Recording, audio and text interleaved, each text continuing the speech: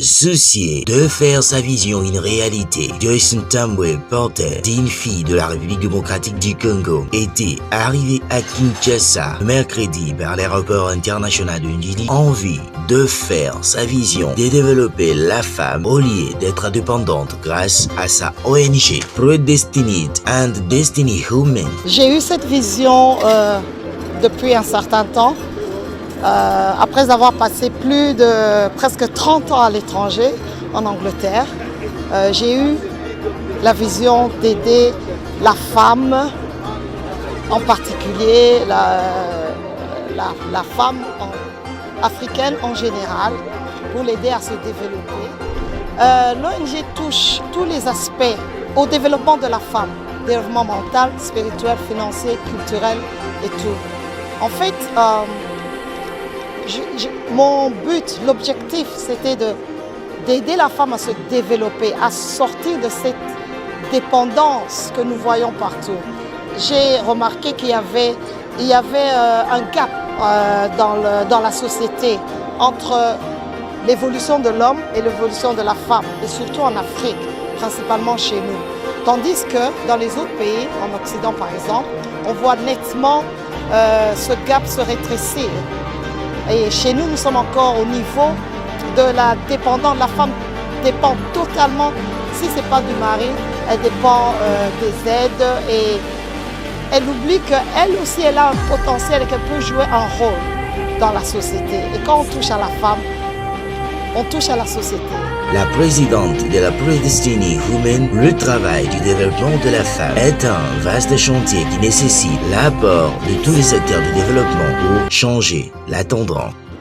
Effectivement, il y a plusieurs ONG, mais les ONG ont des motifs différents. Elles peuvent tous parler de la femme, mais il y a des particularités. Il y a des ONG qui parlent des femmes intellectuelles, des femmes qui sont émergentes dans d'autres domaines. Mais en fait, c'est plutôt, en pensant à cela, je me dis, nous avons un très grand pays. Il y a de la place pour tout le monde. Nous pouvons tous amener quelque chose, apporter quelque chose pour aider nos sœurs, nos mères, tout le monde à se développer. On ne peut pas laisser ça à une seule personne ou à un seul ONG. Notre pays est vaste.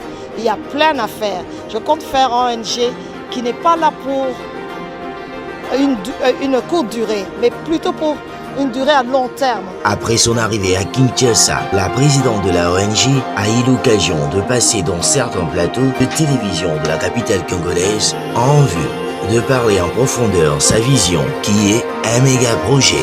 Sur ces plateaux, il s'agit bien de Lady Joyce. Vous êtes fondatrice de l'ONG Predestined and Destiny Women. Parlez-nous brièvement de votre structure. Merci pour la question. Notre structure est bien définie. En effet, nous ciblons la femme désœuvrée, quel que soit le background. Et nous voulons aider la femme désœuvrée à s'épanouir, à prendre son destin en main, à connaître ses talents, ses potentialités, ses capacités. En effet, après avoir passé un long moment à l'étranger, j'ai eu le privilège de pouvoir regarder la différence, évaluer et comprendre la situation. Et avec cela en tête, je me suis dit qu'il fallait faire quelque chose. Il fallait essayer de créer la prise de conscience chez nos sœurs.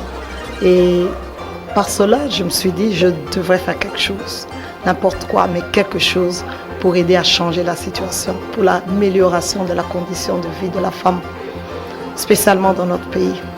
Lady Joyce, vous ne voyez pas que c'est un peu vague parce que plusieurs ONG promeuvent les femmes. Et chez vous, quelle est votre particularité dans ce que vous faites? La particularité, en fait, c'est qu'il peut y avoir beaucoup de ONG, mais il y a chaque ONG a ses objectifs. Aussi longtemps que la vision est la même, il n'y a pas de problème. C'est question de travailler ensemble. Pour nous, la particularité, c'est ramener la femme qui est désœuvrée à comprendre qu'elle est la seule personne qui est capable de changer son destin. Et nous voulons lui donner cette opportunité de savoir qu'elle doit prendre sa vie en main parce qu'elle a une place à jouer, un rôle principal dans la société. Elle ne peut pas rester à côté et laisser l'homme avancer seul.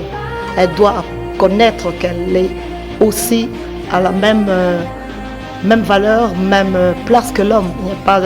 Elle peut tout faire si elle veut, si elle s'y met. Donc c'est ça la particularité. Naître qu'elle est aussi à la même valeur, même place que l'homme. Elle peut tout faire si elle veut, si elle s'y met. Donc c'est ça la particularité. Je crois que cette idée n'est pas née d'ex nihilo, c'est parti de quelque part. Quelle est la motivation de la création de cette ONG? Ça a été pour moi d'abord une compassion, un cri de douleur quand je devais chaque fois revenir au pays et voir la situation de la femme par rapport à ce que je voyais ailleurs.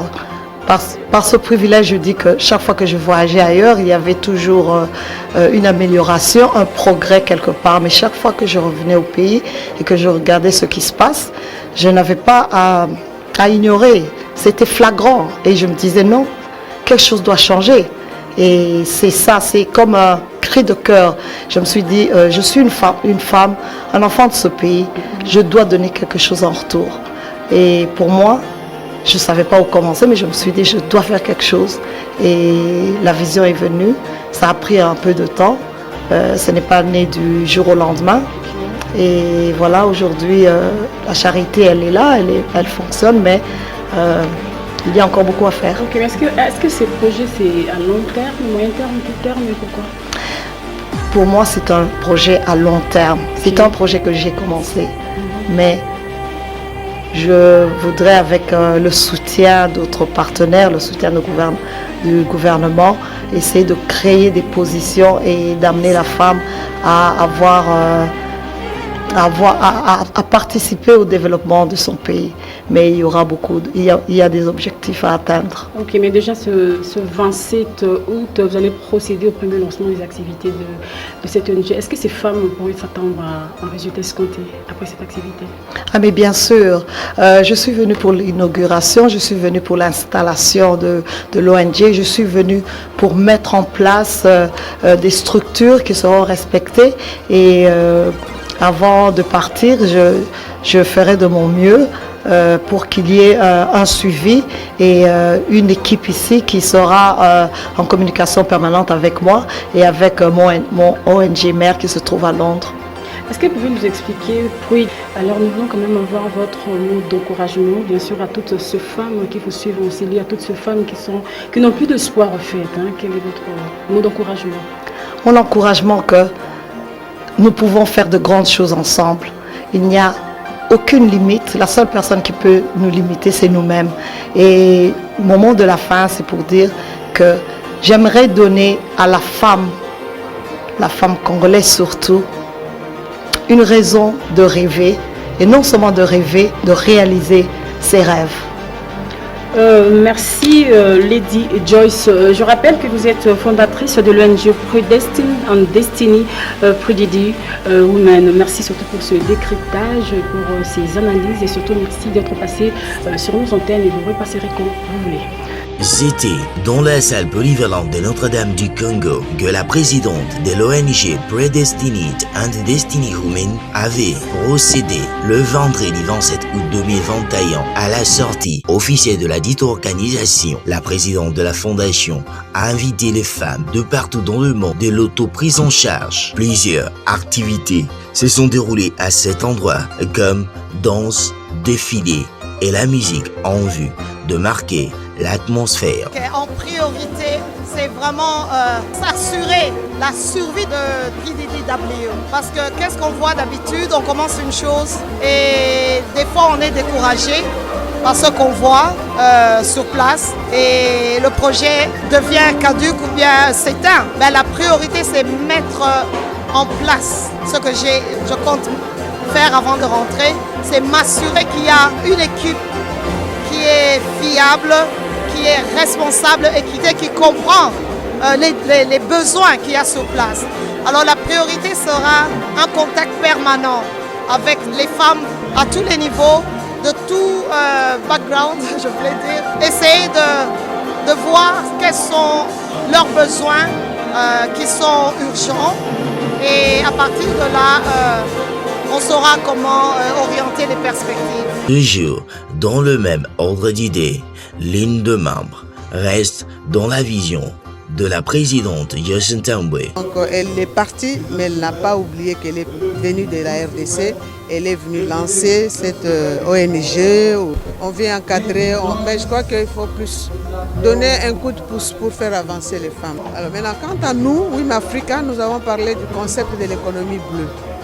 Disons, pas parler, donc nous avons comme objectif vulgariser la stratégie de l'économie bleue de l'Union africaine.